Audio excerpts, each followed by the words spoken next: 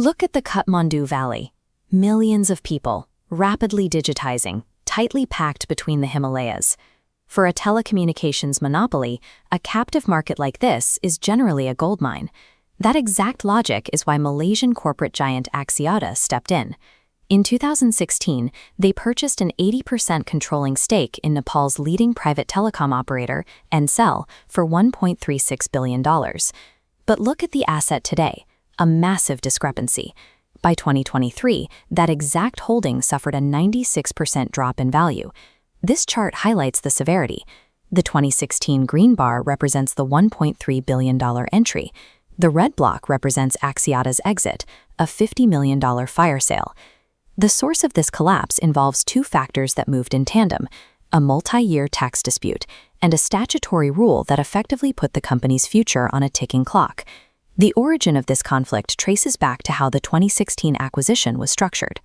This map traces the $1.36 billion transaction from the Swedish firm Telecom through an offshore shell company in St. Kitts to Axiata. That offshore routing triggered immediate public scrutiny in Nepal. After years of legal pressure and Supreme Court orders, Ncell eventually settled its liabilities. This receipt shows they paid 47 billion rupees in capital gains tax to the Nepali government by 2020. Axiata assumed the ledger was cleared. Then in early 2021, tax authorities deployed Section 57 of the Income Tax Act.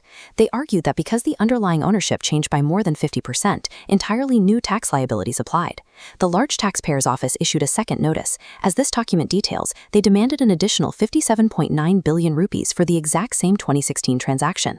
Axiata took Nepal to the International Settlement of Investment Disputes, seeking $348 million.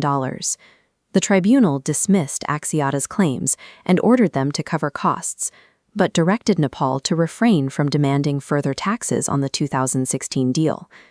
Axiata avoided the immediate threat of double taxation. However, years of relentless legal warfare and shifting interpretations from the tax office had completely exhausted their appetite for operating in Nepal's regulatory environment.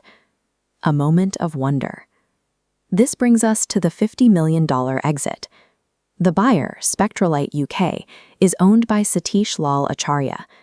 With his wife holding the 20% domestic stake through Sunivera Capital, this purchase consolidated 100% control of Ncell under a single family.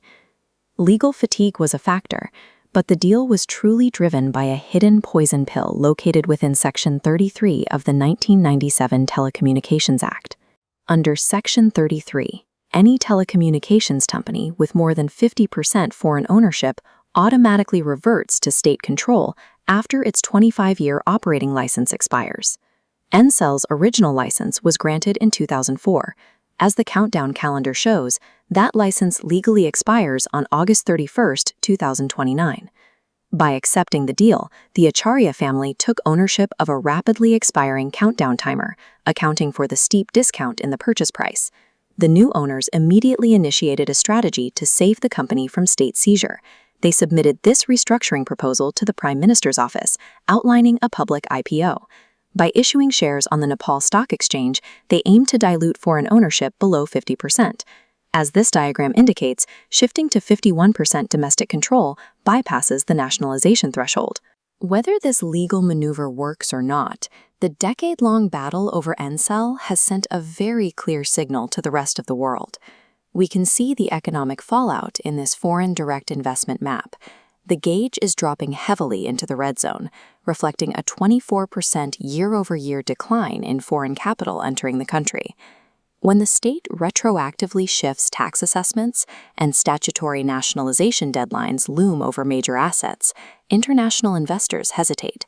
They simply park their capital elsewhere, starving the country of the funds needed for future infrastructure. What do you think the government should do in 2029? Should they enforce the nationalization clause or allow Ncell to restructure through an IPO? Let us know your thoughts in the comments below and subscribe to the Himalayan Investor for more breakdowns.